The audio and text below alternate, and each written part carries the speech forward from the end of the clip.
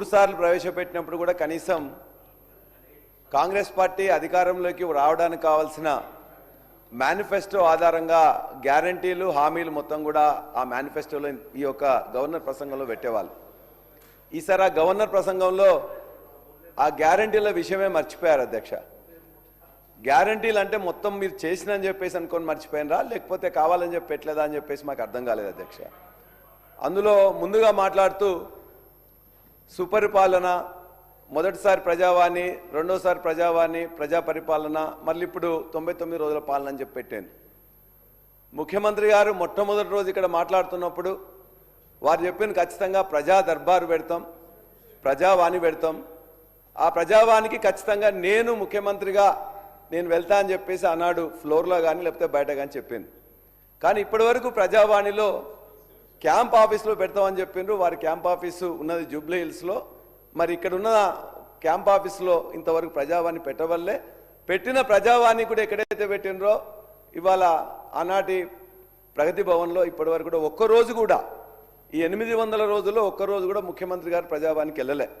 వారు చెప్పిన మాటలనే వారు ఖచ్చితంగా పాటిస్తే ఆ ప్రజాసామాన్యానికి అందుబాటులో ఉండాల్సిన అవసరం ఉందని చెప్పి భావిస్తూ ఒక్కరోజు కూడా పోవడంలో అంతర్యమైందని చెప్పేసి నేను ఈ సభ ద్వారా అడుగుతా ఉన్నా. నేను పెట్టిన కాబట్టి ఎందుకు అరుస్తున్నావు? ఎందుకు అరుస్తున్నావు? కంట్రోల్ చేయండి సార్ వారిని. అదేవిధంగా ఇవాళ 99 డేస్ అని చెప్పేసి 99 రోజుల ప్రజాపాలన పెట్టిండ్రు. ఆ ప్రజాపాలనలో అంతకుముందు పెట్టిన 2 సార్లు పెట్టిన లక్షలాది అప్లికేషన్స్ కూడా ఇంతవరకు దిక్కులేదు. ఇవాళ 99 రోజుల ప్రజాపాలన పెట్టిన దాంట్లో నిధులు లేవు, నియమ నిబంధనలు లేవు, నిజాయితీ లేదు. ఇవాళ ₹1 కూడా దాన్ని కేటాయించకుండా 99 రోజుల పాలన పెడితే ఇలా 9 రోజులకే మొత్తం పడకేసింది. కాబట్టి మనం ఏదైనా కార్యక్రమం చేస్తే ఆ కార్యక్రమంలో అక్కడ ఉన్న వాళ్ళందరినీ ఇన్వాల్వ్ చేయడం, దానికి కావాల్సిన నిధులు ఏమన్నా వస్తే దాని మీద జరుగుతుంది తప్ప ఏమి లేకుండా ఊరికనే వాళ్ళు కూర్చోమంటే, నిన్న నా వార్డులో ఒక మీటింగ్ జరిగితే 30-40 మంది లేడీస్ వచ్చిండ్రు అధ్యక్ష జనగాంలో. వాళ్ళందరికీ కనీసం వేయడానికి కుర్చీలు కానీ లేకపోతే టెంట్ కానీ లేదు. కలెక్టర్ వచ్చిండు ఏదైనా ఏమని చెప్తే మున్సిపల్ కమిషనర్ నా దగ్గర పైసలు లేవు సార్, దీనికోసం ఈ యొక్క ప్రోగ్రాంలో పైసలు కేటాయించబడలేదని చెప్పింది. మరి ఏ విధంగా మనం అనుకున్నది సక్సెస్ అవుతుందని చెప్పి మీరు దయచేసి ఆలోచించాలి. రెండవది ఈ మహాలక్ష్మి మొత్తం కూడా ఈ యొక్క రెండో దానిలో కూడా మీరు చెప్పారు.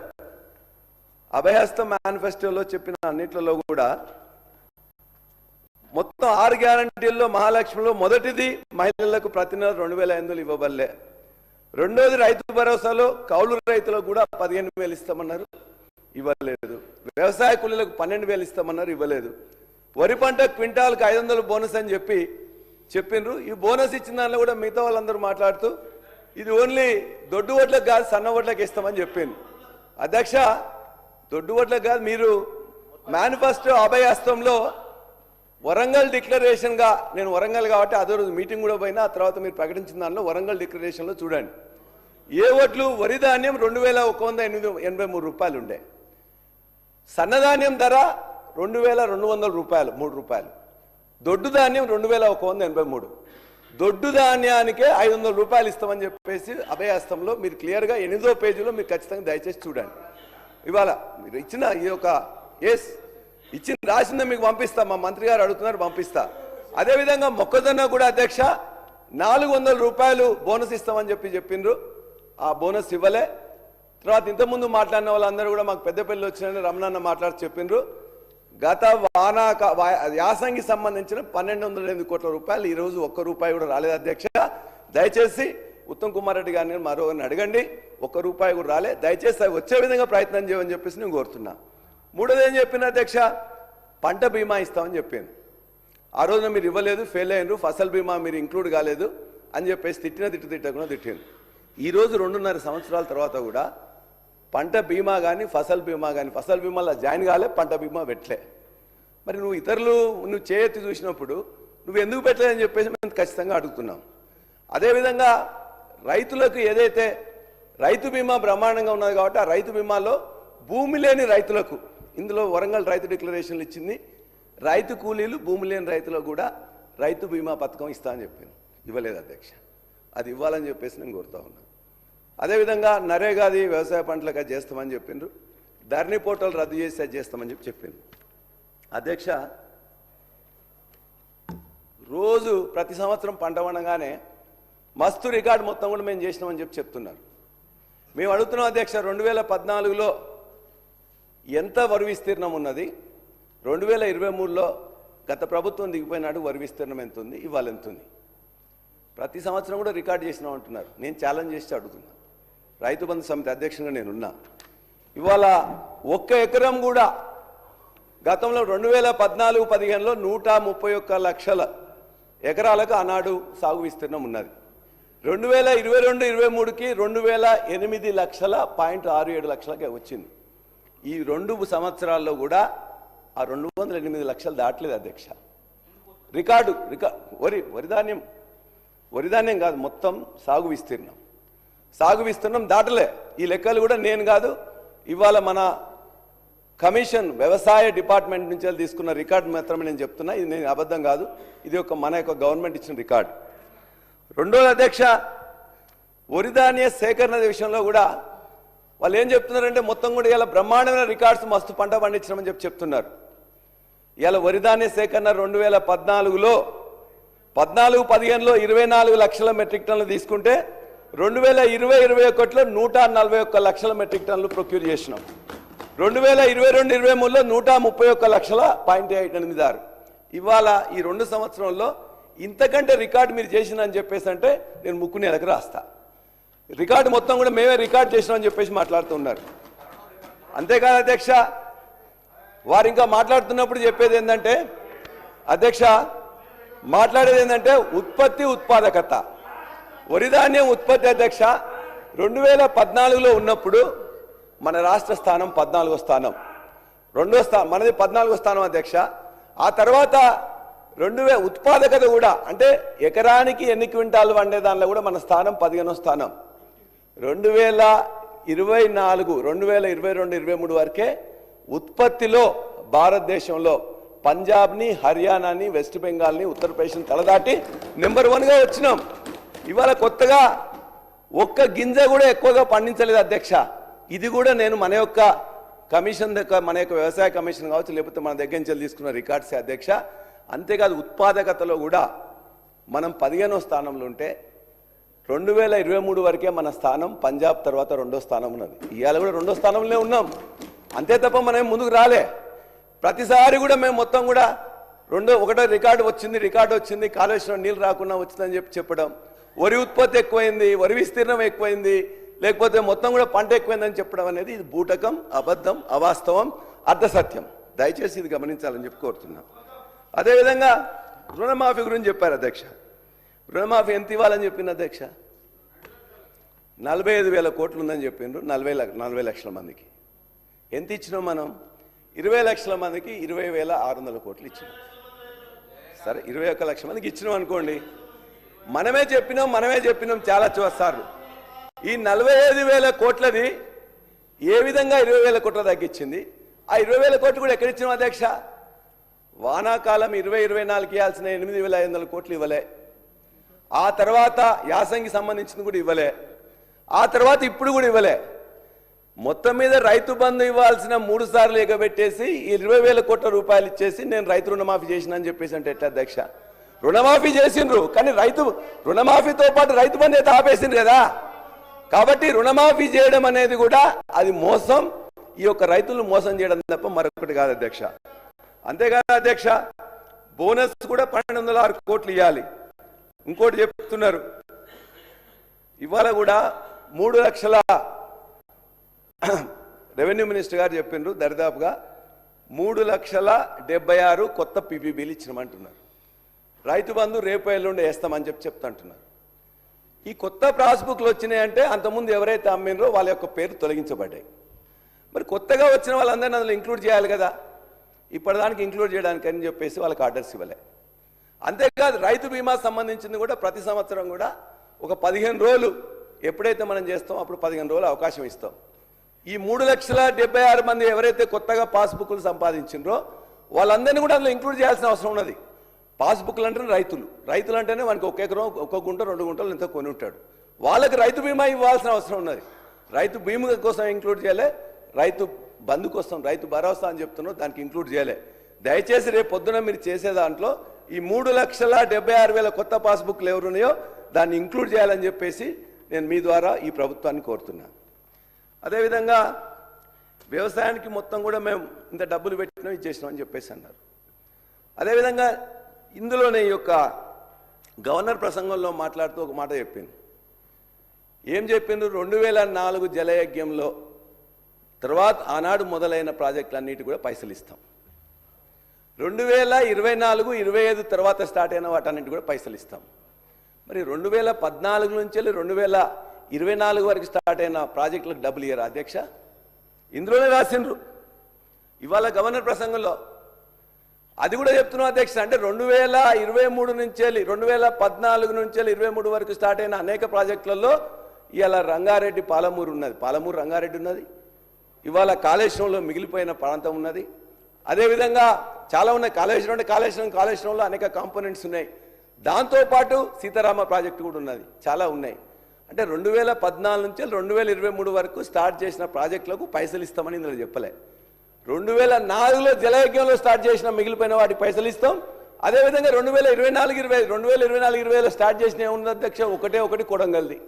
దానికి ఎట్లయినా ముఖ్యమంత్రి గారు కాబట్టి పైసలు ఇచ్చుకుంటారు. మరి మిగతా వాటన్నిటికి ఎట్లా ఇస్తారు అధ్యక్ష? ఇవాళ దేవాలయ ప్రాజెక్టు కూడా ఆనాడు స్టార్ట్ చేసినప్పుడు దాని యొక్క అంచనా వరంగల్ జిల్లా అందరూ కూడా తెలుసు. 5 లక్షలు మొత్తం కూడా వైఎస్ రాజశేఖర రెడ్డి గారు ముఖ్యమంత్రిగా ఉన్నప్పుడు 2014 వరకు ఇచ్చింది 47,000 ఎకరాలకు. కేసీఆర్ గారు వచ్చిన తర్వాత 15,000 కోట్లు మొత్తం పెట్టిన తర్వాత ఇవాళ 3,17,000 ఎకరాలకు వస్తుంది. ఇవాళ కొద్ది పైసలు అధ్యక్ష. మొత్తం కూడా సిస్టమ్ ఉన్నది. సమ్మక్క సారక్క బ్యారేజ్ ఉన్నది, 3 ఫేజ్లలో 10 పంపులు ఉన్నాయి. ప్రపంచంలోనే అత్యంత పెద్ద టన్నెల్ రామప్ప దగ్గర నుంచి ఉనికిచెర్ల దాకా ఆల్రెడీ రెడీగా ఉన్నది. రిజర్వాయర్లు ఉన్నాయి.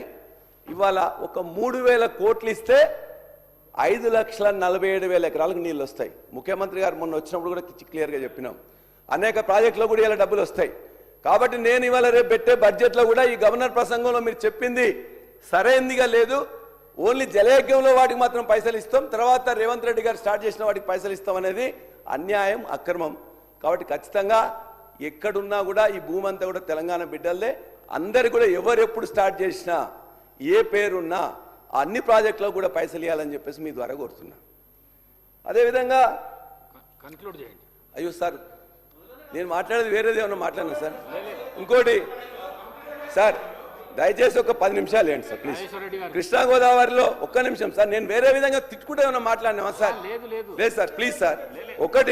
రెండు సార్, ఒకటి సార్, ఒక్క గోదావరిలో ఒక్క 10 నిమిషాలు ప్లీజ్ సార్ ప్లీజ్. నా ఒక్క మాట వినండి. గౌరవ్ కేటీఆర్ గారు మాట్లాడేటప్పుడు నేను ఒక్కనే మాట్లాడతా, నాకు టైం కావాలంటే వారికి ఇచ్చినాము. మళ్ళీ నేను ఒక్కనే మాట్లాడతా అంటే ఇచ్చినాము. మళ్ళీ వారి రిక్వెస్ట్ మీద 15 నిమిషాలు మాట్లాడితే వారికి కూడా ఇచ్చినాము. 15 మినిట్స్ అయిపోయింది. ఒక 10 మినిట్స్లోనే కంక్లూడ్ చేస్తారు. ఒకటి, ఇవాళ దేవాలయాలకు డబ్బులు ఇవ్వాలని, అదేవిధంగా ఇందులో ఇంకో మాట పెట్టిండ్రు. గోదావరిలో కృష్ణా గోదావరి సంబంధించిన ఏమైనా ఇష్యూస్ ఉన్నట్లయితే నేను ఫోరంలలో చర్చిస్తామని చెప్పేసి గవర్నర్ ప్రసంగంలో పెట్టింది. అది ఎట్లా సబబు అధ్యక్ష? గోదావరిలో ఇష్యూనే లేదు. గోదావరిలో ఇష్యూ లేకుండా మనం ఫోరంలలో పెట్టి చేస్తామని చెప్పేసి అది ఖండనీయం. అదేవిధంగా ఆ గోదావరి గురించి ఇవాళ తెలంగాణ వాళ్ళు కాదు, ఆంధ్ర వాళ్ళు పెట్టుకున్నారు అధ్యక్ష. ఆంధ్ర వాళ్ళ యొక్క గవర్నర్ ప్రసంగంలో నల్లమల సాగర్కి పోలవరం నుంచి వెళ్ళి నీళ్లు తీసుకుపోతా అని చెప్పి పెట్టింది. దాన్ని మనం ఖండించకపోగా, మన గవర్నర్ ప్రసంగంలో పెట్టకపోగా మనం గోదావరిలో మనం వెసులుబాటు కల్పిస్తున్నాం అంటే మనం ఇలా ఏం చేస్తున్నాం అనేది ఒకసారి దయచేసి ఆలోచించాలని చెప్పుకోండి. అదే కాదు అధ్యక్ష, ఇది చాలా మొత్తం రాష్ట్రానికి నష్టం జరుగుతుంది. అంటే నేను అడిగేది ఒకటే, ఒక్క రూపాయి ఇవ్వకుండా, ఒక్క ప్రాజెక్ట్ కంప్లీట్ చేయకుండా, కొత్త ప్రాజెక్ట్ ఓపెన్ చేయకుండా, అదనపు ఆయకట్టు ఇవ్వకుండా కొత్తగా ఏ విధంగా వరి ధాన్యం పెరుగుతుంది దయచేసి మీరు ఆలోచించండి. 1 ఎకరం అన్న ఆయకట్టు కొత్తగా ఈ యొక్క 2.5 సంవత్సరంలో వచ్చిందా? రాకుండా ఎట్లా కూడా ఈ ధాన్యం పెరిగింది, ఆ ధాన్యం పెరిగింది, అది పెరగడం అనేది అది సరైనది కాదు. భూభారతిలో జనగామలో ఒక ఇన్సిడెంట్ అధ్యక్ష. మొత్తం రైతులందరూ వచ్చి కూడా డబ్బులు కట్టారు. 1,00,000 రూపాయలు కడితే అక్కడ మొత్తం కుమ్మక్కైపోయి రెవెన్యూ వ్యవస్థ, మిగతా వాళ్ళందరూ కుమ్మక్కైపోయి 1,00,000 రూపాయలు కడితే 1,000 రూపాయలు మాత్రమే అక్కడ మొత్తం చూపిస్తుంది. రిజిస్ట్రేషన్ చేసిండ్రు, మ్యుటేషన్ చేసిండ్రు, పాస్బుక్ ఇచ్చేసిండ్రు. ఇవాళ ఐడెంటిఫై సరికి ఏమన్నారు, నువ్వు 1,00,000 రూపాయలు కట్టేది 1,000 రూపాయలు కట్టినావు కాబట్టి నువ్వు డబ్బులు కట్టవని చెప్పి ఆ రైతులందరికీ నోటీసులు ఇచ్చిండ్రు. రెవెన్యూ డిపార్ట్మెంట్ ఏం చేసిండ్రు, మంత్రి గారు ఇమ్మీడియట్గా ఇక్కడ జరుగుతుంది కదా అని చెప్పేసి వాళ్ళందరినీ కూడా అరెస్ట్ చేసిండ్రు. ఎవరిని అరెస్ట్ చేసిండ్రు, ఒక ప్రైవేట్లో ఉండే కొంతమంది మీ సేవ వాళ్ళని వాళ్ళని అరెస్ట్ చేసిండ్రు. కానీ అది ఎవరు రిజిస్ట్రేషన్ చేసిన అధ్యక్ష, ఎంఆర్ఓ గారు స్వయంగా 1,00,000 రూపాయల బదులు 1,000 రూపాయలు కట్టిండు. 90,000 ఉంటే 900 రూపాయలు కట్టిండు. 80,000 ఉంటే 800 రూపాయలు కట్టిండు. ఈ విధంగా ఒకటే కాదు, జనగామ కానీ మొత్తం దేవరకొండ కానీ మహబూబ్నగర్ కానీ వందలాది కేసులు, వేలాది కేసులు, వందల కోట్ల రూపాయలు జరిగింది. కానీ ఇవాళ మూసేసింది అధ్యక్ష. ఇది పెద్ద స్కామ్. ఇవాళ రావాల్సింది మొత్తం రాలేదు, మంత్రి గారికి కూడా తెలుసు. దాని మీద ఖచ్చితంగా సిట్టు వేయాలి, దాన్ని మొత్తం కూడా బయటికి తీయాలి. ఇలా ఈ భూభారత్ అనేది వారు చెప్పిన ప్రమాణం జరుగుతుందని. భూభారత్ ఒక పేరు మాత్రం మారింది అధ్యక్ష, ధరణి అని. ఇంతకుముందే చెప్పి నువ్వు 11 లక్షల అప్లికేషన్స్ ఉన్నాయి సాదా బైనా మీద, ఒక్క అప్లికేషన్ కూడా చేయలే అధ్యక్ష. అదేవిధంగా నిన్ను ఇంకోటి చేసింది, ఇలా గిఫ్ట్ డీడ్ ఉంటే కూడా తీసేసిండ్రు. మరి భూభారతిని ధరణిని సముద్రంలో వారేసినని చెప్పేసి ముఖ్యమంత్రి గారు కానీ రెవెన్యూ మంత్రి చెప్తారు. మరి ఏమైంది అధ్యక్ష, పెద్ద కుంభకోణం, ఉట్టి పేరు మార్పు, ఎన్ఐఎస్కి ఇచ్చిండ్రు, సాదా బైనామాలు చేయరు. కొత్తగా ఏం చేసిండ్రు, ఏం సాధించిండ్రు చెప్పండి ఏదైనా ఒకటి ఉన్నట్లయితే. అదేవిధంగా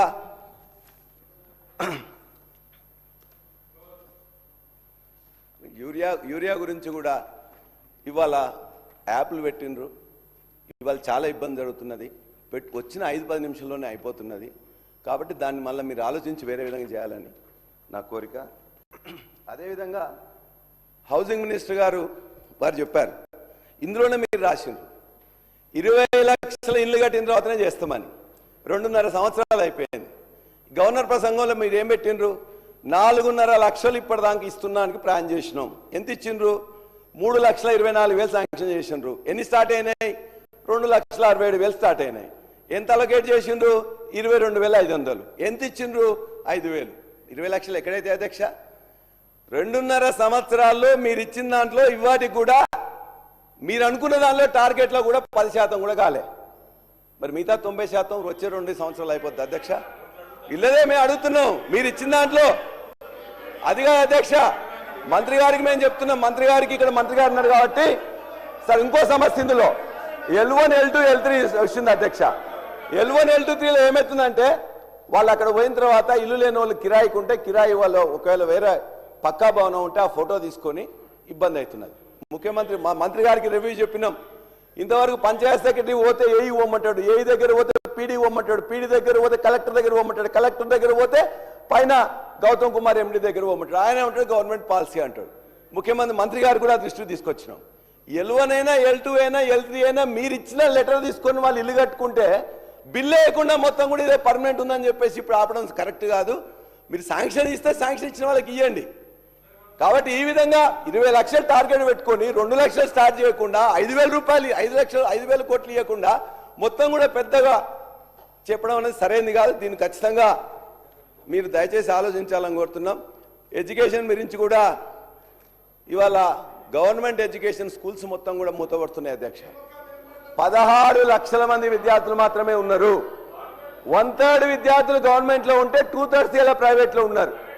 ఇవాళ నేను ప్రైవేట్ కాలేజ్ ఉంటే అది ఉంటుందా మీరు మాట్లాడండి. ఇవాళ మేము చెప్తున్నాం అధ్యక్ష, ఈ రాష్ట్రంలో ఇంటర్మీడియట్ ఎడ్యుకేషన్ కానీ హైయర్ ఎడ్యుకేషన్ కానీ స్కూల్ ఎడ్యుకేషన్ కానీ గవర్నమెంట్ వ్యవస్థ మొత్తం కూడా ఇలా కంప్లీట్ బంద్ అయింది. ఇవాళ ఒక సెల్ఫ్ స్టైల్ ఒక ఆయన ఒక మేధావిని పెట్టింది. మీరు స్వయం ప్రకటిత మేధావిని ఒకరిని పెట్టేసి ఆ స్కూల్స్ అన్నిటి కూడా పూర్తిగా ఖతం చేయడానికి ఇలా మొత్తం కూడా జీతాలు ఎక్కువ ఉన్నాయంట, కాంట్రాక్ట్ బేసిస్ మీద ఉండాలంట, ప్రమోషన్స్ ఉండొద్దంట, ట్రాన్స్ఫర్స్ ఉండొద్దంట. మొత్తం టీచర్స్ ఇలా ఆందోళనకు గురవుతున్నారు. దయచేసి ఇది ముఖ్యమంత్రి గారి మనోఫలకం నుండి వచ్చిందా లేకపోతే ఈ స్వయం ప్రకటిత మేధావి యొక్క ఆలోచన, దయచేసి ఆలోచించి కరెక్షన్ చేసుకోమని. అదేవిధంగా మేము ఒకటే ఛాలెంజ్ చేసి చెప్తున్నాం అధ్యక్ష.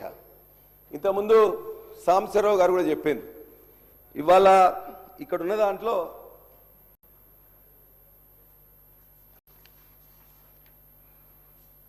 74% యూనివర్సిటీలో వేకెన్సీస్ అధ్యక్ష. వారు డీటెయిల్స్గా చెప్పిండ్రు. ఉస్మానియా తీసుకుంటే ఉస్మానియా నుంచి మొత్తం కూడా 11 యూనివర్సిటీస్లో ముఖ్యమంత్రి గారు చెప్పింది నేను 500 కోట్లు ఇస్తాను, మళ్ళా తర్వాత 1000 కోట్లు ఇస్తామని చెప్పింది.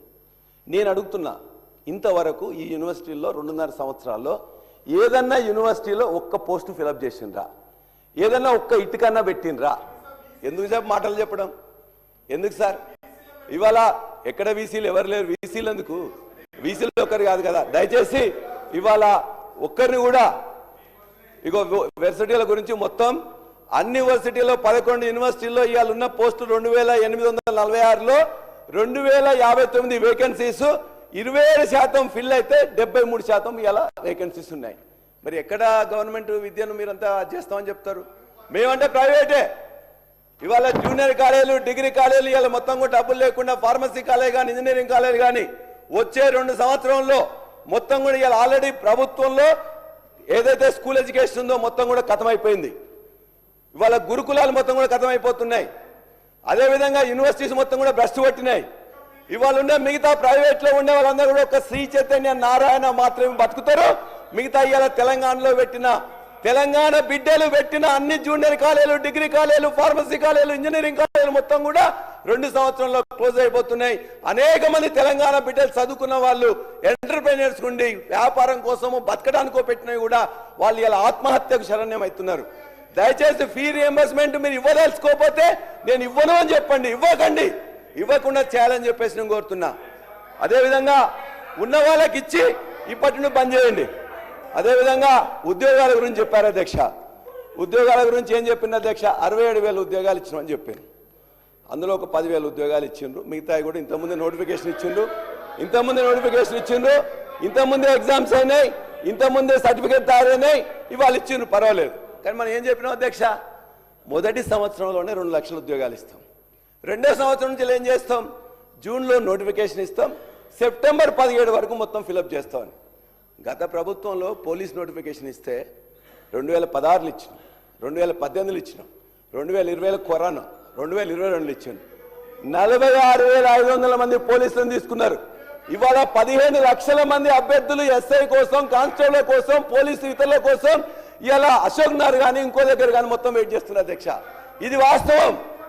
అదేవిధంగా మెగా డిఎస్సీ వేస్తామని చెప్పారు. మెగా డిఎస్సీ ఎంత వేస్తుంది అధ్యక్ష?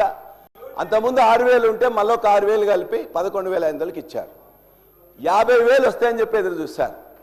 6 లక్షల మంది బీఈడీ అభ్యర్థులు ఎదురు చూస్తున్నారు. వాళ్ళ కోసం ఏదో నోటిఫికేషన్ ఇవ్వకుండా, నోటిఫికేషన్ ఇవ్వకపోతే ఇలా మొత్తం కూడా నష్టం జరుగుతుంది అధ్యక్ష. అదేవిధంగా చివరిగా నేను ఒకటే చెప్పదలుచుకున్నాను. నిన్న ఎడ్యుకేషన్ అట్లా ఉన్నది. ఎడ్యుకేషన్ మొత్తం కూడా ఇవాళ ముఖ్యమంత్రి గారు ఖచ్చితంగా రివ్యూ చేయాలి. స్కూల్ వ్యవస్థ పాటు, ఇంటర్మీడియట్ వ్యవస్థతో పాటు, డిగ్రీ వ్యవస్థ ప్రైవేట్ పాటు, యూనివర్సిటీ వ్యవస్థ, అన్ని వ్యవస్థలు కూడా దయచేసి సరైన పర్సన్స్తో రివ్యూ చేసి డెసిషన్ తీసుకోండి. లేకపోతే తెలంగాణ సమాజం, తెలంగాణ విద్యార్థులు, తెలంగాణ తల్లిదండ్రులు క్షమించరు. ఎవరు తప్పు చేసినా క్షమించరు. ఇవాళ ఈ ప్రభుత్వం వాళ్ళందరికీ మద్దతు ఇవ్వట్లేదు కాబట్టి ఇవాళ మేము అడిగేది, మరలా మీరు ఒకవేళ కొత్తగా ఓదలుచుకుంటే ఈ పాత పద్ధతిలో వచ్చిన వాళ్ళందరికీ ఆ ఫీ రీయింబర్స్మెంట్ అంతవరకు ఇచ్చి కొత్తది ఇవ్వకున్నా పర్వాలేదు, కానీ దాన్ని రక్షించమని చెప్పి ప్రభుత్వ వ్యవస్థ, విద్యా వ్యవస్థను రక్షించమని మిమ్మల్ని చేతులు జడించి కోరుకుంటున్నా. చివరిగా ఒకటే మాట అధ్యక్ష, ఇవాళ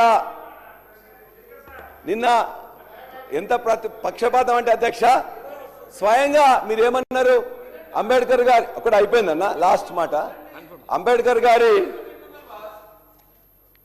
పారదర్శకంగా ఉండాలని చెప్పారు అధ్యక్ష. కక్షలు కార్పణ్యాలు ఉండకూడదని చెప్పారు. నేను కొట్లాడబెట్టుకుంటాను కూడా కాదు అధ్యక్ష. నేను ఇలా జనగామలో ఎలక్షన్కి పోతే నా మీద కిడ్నాప్ కేసు పెట్టి నన్ను ఓటేనియకుండా మొత్తం మీద కూడా చేసింది అధ్యక్ష. ఏది ప్రజాస్వామ్యం? ఏం ప్రజాస్వామ్యం అధ్యక్ష? నిజంగా కొట్లాడబోయి అది పోయేది కూడా కాదు అధ్యక్ష. ఊరికే నన్ను ఓటేయడానికి పోతే 10:30కు కిడ్నాప్ కేసు పెట్టి 11ంటికి నన్ను లోపల పోకుండా చేసిండ్రు. దాన్ని పోస్ట్ పోన్ చేసి ఏమంటారు అక్కడ, నీ మీద ఎఫ్ఐఆర్ నమోదైంది కాబట్టి ఆ ఎఫ్ఐఆర్ మొత్తం కూడా డిసైడ్ అయ్యేంత వరకు కూడా ఈ ఓటింగే వద్దని చెప్పేసి అక్కడ వాదన. దాని ప్రకారం పోస్ట్ పోన్ చేసి, అంటే నా మీద ఎమ్మెల్యేగా రిస్క్ రావాలి అధ్యక్ష. ఒక ఫాల్స్ కేసు పెట్టి నా మీద నన్ను ఇలా కిడ్నాప్ కేసు పెడితే మీరు రక్షణ రాకపోతే మేము ఎట్లా బతకాలి అధ్యక్ష? కాబట్టి దయచేసి ఇలా ఈ ప్రజాస్వామ్యం అనేది ఇది కాదు అని చెప్పేసి. లాస్ట్కి ఈ మధ్యకాలంలో గద్దరు అని చెప్పేసి గద్దరు అవార్డ్స్ అని ఇచ్చింది అధ్యక్ష. మా అన్న సీనాన్ననో ఎవరో మొత్తం ఆది శ్రీనివాస్ గారు చాలా గొప్పగా చెప్పింది. ఆ సినిమా మన యొక్క సామాజిక వృత్తి కేంద్రంగా జరిగింది. ఆ సినిమా హీరో మా ఊరి పిల్లగాడు. ఆ సినిమా పాట రాసింది కూడా మన వాళ్ళే. అందులో ఏమేమి ఇచ్చిందంటే ఆ సినిమాకు గద్దర్ గారి పేరు మీద ఉంది కదా అని చెప్పేసి చాలా బ్రహ్మాండంగా జరుగుతుంది అని చెప్పేసి మేము అనుకున్నాం అధ్యక్ష. ఉత్తమ సినిమా దానికే ఇచ్చిండ్రు, ఉత్తమ దర్శకుడు అక్కడే ఇచ్చిండ్రు, ఉత్తమ ప్రతినాయకుడు అక్కడే ఇచ్చిండ్రు, ఉత్తమ గాయకుడు అనురాగ్ కులకర్ణి ఇచ్చిండ్రు. ఇంకెవరు మిగిలిపోయిన అధ్యక్ష? ఒక హీరో, అదేవిధంగా ఇది ఒక సింగర్, లిరిక్స్ రైటర్. మీటింగ్ పెట్టిండ్రు. మీటింగ్ పెట్టిన తర్వాత వాళ్ళకు కూడా ఉత్తమ లిరిక్స్ అది బాగా ఇచ్చిండ్రు. ఆ పాట కూడా అద్భుతమైన పాట అధ్యక్ష. మొత్తం కూడా ఇలా ఒక 100 మిలియన్స్ వ్యూస్ ఉన్నాయి. ఆ పాట కూడా ఏముందంటే, రాజ్యమేదు లేదు కానీ రాణిలాగా చూసుకుంటా, కోట కట్టలేను కానీ కళ్ళల్లో నిన్నే దాచుకుంటా అని చెప్పేసి మన ఉద్యమకారుడు, తెలంగాణ ఉద్యమకారుడు, మాజీ ఇంతకుముందు వామపక్షవాది, దళితవాది బ్రహ్మాండమైన రాస్తే ఇదే 4 లైన్లతో నా సినిమా హిట్ అయింది అధ్యక్ష. సినిమా హిట్ అయితే సినిమాలో ఉండే 5గురికి ఇస్తారు, ఆంధ్ర వాళ్ళకి ఇస్తారు. తెలంగాణ బిడ్డలైన హీరో కానీ ఆ మిట్టపల్లి సురేంద్ర అని చెప్పేసి వారికి కూడా తెలుసు, ముఖ్యమంత్రి గారికి కూడా తెలుసు. ఏం జరిగిందంటే అధ్యక్ష, ఆయనే జనగామ వచ్చేటప్పుడు మా వరంగల్ బిడ్డ, వెలిశాల బిడ్డ, ఆయనకు వస్తున్నప్పుడు జనగామ ఎలక్షన్ టైం వస్తే రారా అంటే రా అన్న అని చెప్పేసి అంటే వచ్చిండు. ఆడ మాట్లాడిపోయినందుకు గద్దరు ఏదైతే కమిటీ ఉందో ఆ కమిటీలో జరిగిన నిర్ణయం వెనక్కి తీసుకుని ఆయనకు ఈయన మొత్తం మీద పలరాశ్వడితో ఉంటాడని చెప్పేసి ఆయనకు ఇవ్వలేదు అధ్యక్ష. ఎంత అంటే ఏంటంటే ఆ గద్దరు యొక్క అవార్డ్స్ అనేది ఖద్దర్ అవార్డ్స్ లాగా మారిపోయినాయి. అది గద్దర్ అవార్డ్స్ కాదు, ఖద్దర్ అవార్డ్స్ లాగా మారిపోయినాయి. నేను లాస్ట్ గా మీరు అవకాశం ఇచ్చిండ్రు, ముఖ్యమంత్రి గారు వచ్చింది కాబట్టి ఒక్కసారి ముఖ్యమంత్రి గారి ముందుగా నేను ఒక్కటే మాట, మిగతా అంతా కూడా చెప్పను. విద్యలో ఇవాళ జరుగుతున్న నష్టంలో ఒకటి వారు విన్నారు అనుకుంటాను. ఒకటి ప్రాథమిక విద్య కానీ లేకపోతే స్కూల్ ఎడ్యుకేషన్లో మనం చాలా నష్టం జరుగుతున్నది.